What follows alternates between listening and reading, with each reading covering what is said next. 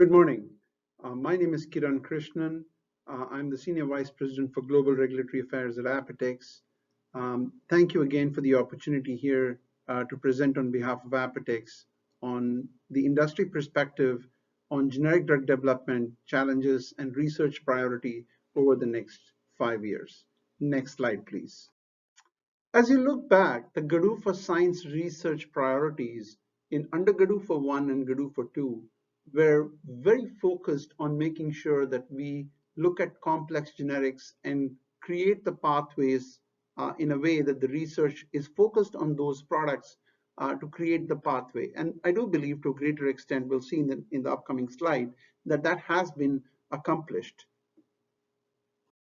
As I said, that a lot of the work that was done, funded by the GDUFA research, has produced approvals across a wide range of complex dosage forms, such as your suspensions, ophthalmic suspensions, ophthalmic emulsions, long-acting injectable products, and a wide range of topical products, as was reported in the 2021 generic drugs annual report.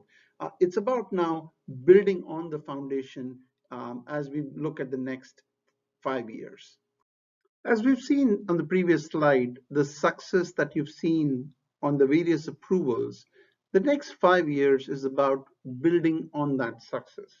So we believe the areas would be the area around complex active ingredients, formulation and dosage forms, complex routes of delivery, complex drug device combination products, PBPK modeling, tools and methodologies for BE and therapeutics evaluation, and then also, more importantly, looking to make sure that we are able to maintain the continuity of supply and have the responses to some of the challenges that the industry is facing right now, one of them being the nitrosamines. And you'll hear a lot about that in other sessions that are being held in the next 2 days, where you'll have speakers speak about the challenge and what we could do about it. Next slide, please. What I'm going to now do is for each of the research priorities that we've identified, I want to kind of talk about the challenges that we face today as a company and some of the options that are available out there to address these issues. I'll start off by talking about complex API formulation or dosage forms and talk about peptides. So as you all know that there are several assay platforms available for in vitro immunogenicity assessment. However, there is a lack of clarity on the platform acceptability. And then the consideration for assessing suitability of methods for in vitro immunogenicity assay for generic peptides have not been clearly defined. Immunogenicity assessment for generic peptides is a very evolving area, and the current practices and tools used vary significantly based on the experience and the scientific perception of the lab. Now, what we could do is we could consider establishing predictive in silico in vitro animal models to evaluate the immunogenicity risk. We can also look to developing a best practices guideline for immunogenicity assessment, suitability of in silico, in vitro, or animal models for the immunogenicity risk assessment. Next slide, please.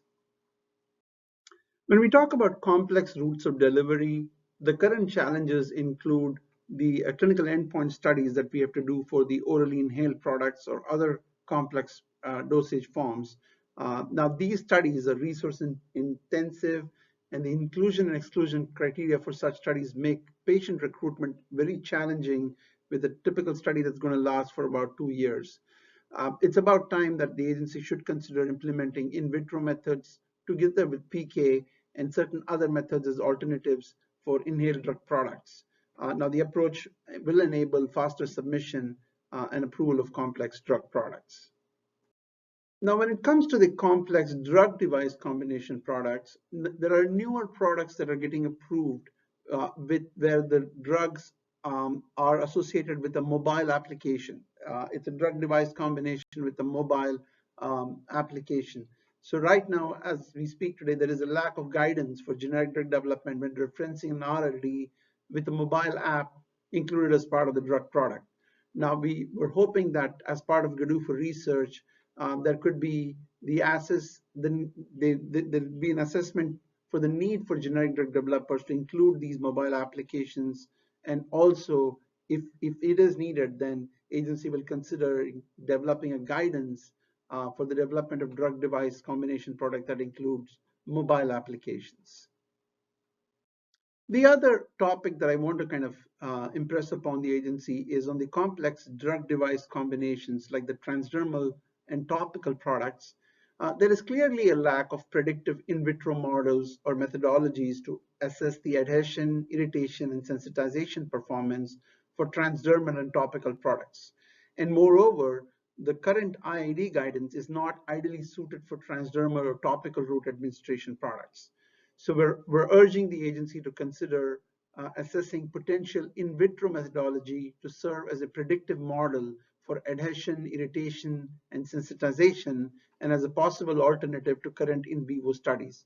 In addition, we would urge the agency to evaluate the IID guidance with regard to topical or transdermal device components such as backing films, inner membranes, for its relevance to the IID listing. One other area of focus for Apotex is PBPK modeling and increased use of PBPK modeling and simulation for demonstration of bioequivalence. Now, it's about time to develop mechanistic models to predict the in vivo bioequivalence based on in vitro performance data. Now, the bioequivalence studies are obviously very burdensome on study subjects and requires a financially unrealistic number of subjects to achieve a desired power for some of the studies. Now, this can be avoided if the agency could work on PBPK modeling and simulation combined with appropriate statistical assessments to develop alternate bioequivalence study design for complex products. Now, as we develop the PBPK modeling combined with the in vitro test for waiver of bioequivalence studies, that could be applicable for the following situations. When we make post-approval changes beyond SUPAC level 2, when we make non-proportionally formulated lower strengths. It could also be used to waive fed bioequivalence studies and would be very valuable in case of locally acting drugs in the GIT. Now, one of the ideas that have been floated in the past is using a foreign reference approach for bioequivalence study. Now, this has been effectively used by other regulators like Health Canada. FDA's consideration would go a long way in that direction as well if we have a modeling that can demonstrate how the study conducted on a foreign reference can be extrapolated to a US reference product. We do believe that there is more work that can be done as far as the tools and methodologies for BE and therapeutic equivalence evaluation is concerned. We do acknowledge and thank the agency for considering one of its priority under COVID-19 is to look at study interruptions and protocol deviation as unexpected events. However, we believe there is an opportunity to expand this to include alternative approaches to handling aberrant data. Now, observed outlier data cannot be excluded without documented clinical or bioanalytical cause, which leads to a number of times unnecessary repetition of the BE studies. Now, what we're hoping is by the GDUFA research, the agency could develop alternate BE approaches to account for unexpected events, alternate approaches acceptable to FDA to interpret the data via statistics or PK modeling, or also trying to use artificial intelligence to predict whether the observed data is biologically plausible would be helpful to limit repeating studies unnecessarily. Next slide, please. In summary, I'd like to conclude by saying GDUFA research has been instrumental in supporting complex drug development for the industry. GDUFA research has led to several first generic approvals for complex product over the last 5 to 7 years. We're looking for research in the next 5 years to be focused on creating a basis to use in vitro models for complex drug products in lieu of clinical studies. Thank you again for the opportunity to present to you what we are looking forward for the next 5 years. Thanks.